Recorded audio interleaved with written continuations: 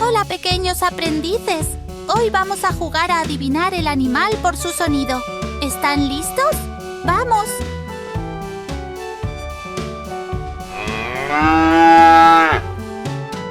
¿Sabes qué animal es?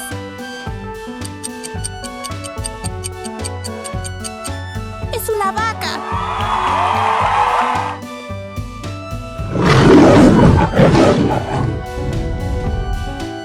¿Sabes qué animal es?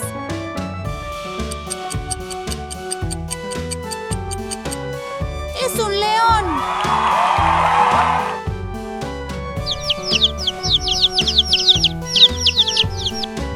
¿Sabes qué animal es? ¡Es un pollito!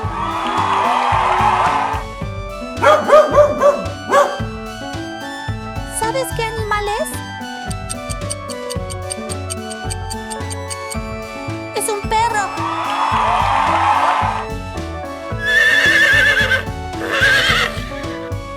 ¿Sabes qué animal es?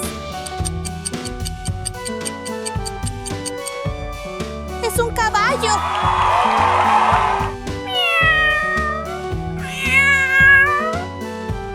¿Sabes qué animal es?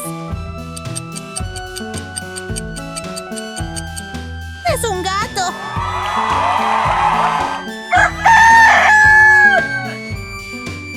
¿Sabes qué animal es? ¡Es un gallo! ¿Te gustó jugar a las adivinanzas? Pronto habrá más. Dale like al video y suscríbete a Pequeños Aprendices para seguir jugando juntos. Nos vemos en el próximo video.